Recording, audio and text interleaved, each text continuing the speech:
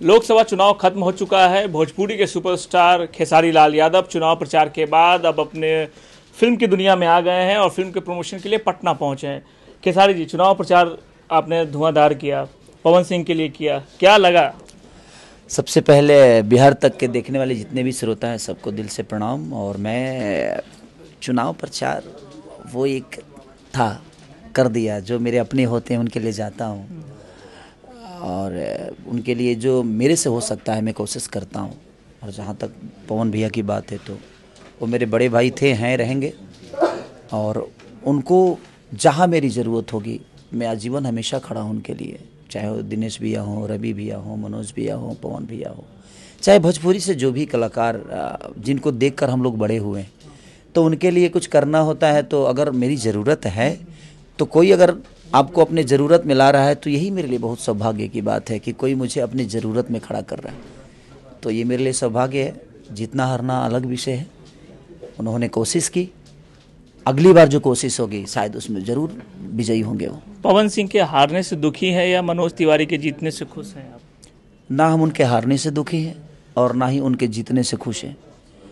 उनका अपना विषय है, मेरा अपना विषय है। मनोज तिवारी के जीतने से खुशी नहीं है आप? बिल्कुल। देखिए, मेरे कहने का मतलब कि जो जीतता है तो उन्होंने कभी जनता को प्यार दिया है तब वो जीते।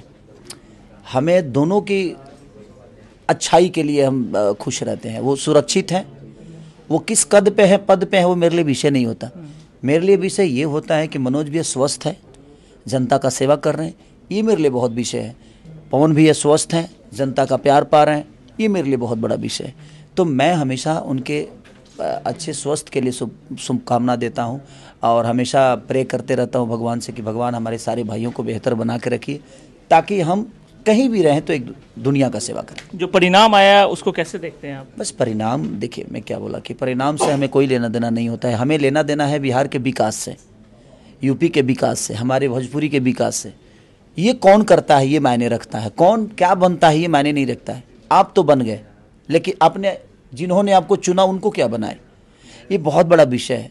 और मुझे लगता है कि हर उस बिहारी को, हर उस भोजपुरी के समाज के लोगों को इस विषय पे हमेशा काम करना चाहिए, चाहे वो मैं हूँ या आप हों, कि हमने आपको बना दिया बट आप हमें कहाँ लेके जाना चाहते हैं। हम तो आपको ज़मीन से उठाकर संसद भवन भेज दिया, हम तो आपको ज़मीन से उठाकर विधानसभा भेज दिया, लेकिन आप हमें कहाँ भेज रहे हैं? आप हमें पलायन करने पे मजबूर कर रहे हैं। आप हमें नौकरी करने के लिए सूरत भेज रहे हैं, गुजरात भेज रहे हैं, आप हमें नौकरी करने के लिए दिल्ली भेज रहे हैं। तो हम आपको इतनी बड़ी कद पद के साथ आपको सम्मान दिए, तो आपका भी कर्तव्य बनता है कि हमें भी आप इसी राज्य में, जो गुजरात में नौकरी मिलती है, वो नौकरी अगर हमें बिहार में मिल जाए तो हमारे लिए वही सम्मान के पात्र है। विकास की बात आपने की, विकास पुरुष के नाम से नीतीश कुमार जाने जाते हैं और जिस तरीके से अब निगाहें टिकी है नीतीश कुमार पर, क्योंकि सरकार बनाना है एनडीए को, नीतीश कुमार क्या लग रहा है इस बार कुछ करेंगे खेला नीतीश कुमार? देखिए, वो उनका विषय है, उस विषय में मैं हूँ ना रहना चाहता हूँ। मेरी जो विधा है मैं उस पर बात करूँगा। रीज़न है कि हमारे पास थिएटर बहुत कम है बिहार में, और वो भी एक रोज़गार, बहुत बड़ा रोज़गार का विषय है कि अगर थिएटर 500, 700, 1000 थिएटर अगर बिहार में हो जाएं, यूपी में हो जाएं, तो हमें बेचने का सामान एक जगह मिल जाएगी, एक बेहतर प्लेटफॉर्म मिल जाएगा, तो हम बेहतर एक्ट कर पाएंगे और अपने भोजपुरी को बड़ा करेंगे।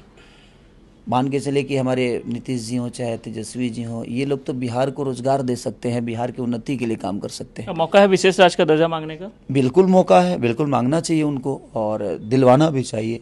और सबसे ज़्यादा कि बिहार में रोज़गार उनको मांगना चाहिए कि भाई, जिस तरह गुजरात में 26-27 ही एमपी हैं, हमारे यहाँ तो 38 से 40 हैं, शायद 40 है, तो 39-40 हमारे यहाँ 40 टोटल 40 एमपी हमारे यहाँ से हैं। उसके बावजूद भी हमारे बिहार में फैक्ट्रियाँ नहीं है, और उधर 26-27 एमपी लेकर और पूरा गुजरात भरा हुआ है रोज़गार से। हमारे यहाँ के लोग गुजरात जाते हैं। तो मैं चाहूँगा कि मोदी जी से जो भी गठबंधन के लोग हैं उनको अगर सपोर्ट करते हैं तो उनसे बोलें कि कम से कम बिहार को भी रोज़गार दें। अब बिहार में थिएटर बढ़वाएं ताकि हम कलाकार अपने भाषा को बाकी अदर लैंग्वेज में ले जाकर कहें कि हमारी भोजपुरी इतनी बड़ी हो गई। जैसे आज रंग दे बसंती जिस कैनवास पे बनी, अगर इसको भी अगर 1000-2000 थिएटर मिलता तो हम भी 50 करोड़ का धंधा करते। अब 50 करोड़ का धंधा करते तो कल 100 करोड़ की फिल्में बनाने के लिए हमें सोचना नहीं पड़ता। तो विषय हमारा ये है ना कि हमें प्लेटफॉर्म, हमारे पास कलाकार हैं बट हमारे पास सामान भी है और सामान बेचने का सुविधा नहीं है।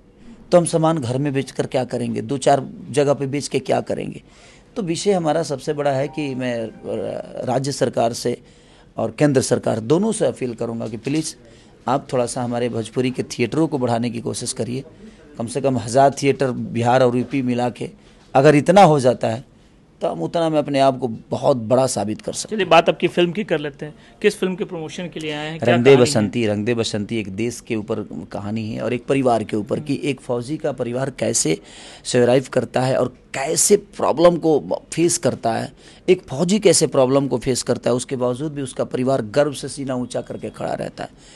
तो ये बहुत बड़ा विषय है। हम कभी कभी देखते थे कि कश्मीर में फौजियों पे पत्थर चल जाती थी। उसी बेस पे हमने इस सिनेमा को किया कि नहीं यार, हमारे फौजी अगर देश में हैं और बॉर्डर पे हैं तो हम सुरक्षित हैं, तो हमें उनका सम्मान करना चाहिए। क्या फिल्म का नाम कॉपी है या पूरी फिल्म कॉपी है? नहीं, आप सिनेमा देखेंगे तो आपको पता चलेगा ये फिल्म कॉपी है कि क्या है। और मुझे लगता है कि आप जैसे लोगों को तो बिल्कुल देखना चाहिए, क्योंकि जो भोजपुरी पे धब्बा है अश्लीलता का, वो हमेशा विषय एक बन के खड़ा हो जाता है हमारे सामने। तो आप इस सिनेमा को देखिए, उसके बाद आप अपनी प्रतिक्रिया ज़रूर अब शेयर करिएगा कि मैं बिहार तक का रिपोर्टर, मैंने इस मूवी को देखा और इस मूवी को में क्या सीख मिली या क्या क्यों देखना चाहिए। आप दुनिया को बताएंगे तो आप सब पे दुनिया विश्वास भी करती है। आपकी भी फैन फॉलोइंग है, आप एक समाज के आईना हो। तो आप अपनी पिक्चर को क्लियर बताओ कि हाँ, मैंने जो पिक्चर देखी, मैं अपने माध्यम से लोगों को बता रहा हूँ कि भाई ये पिक्चर क्या है।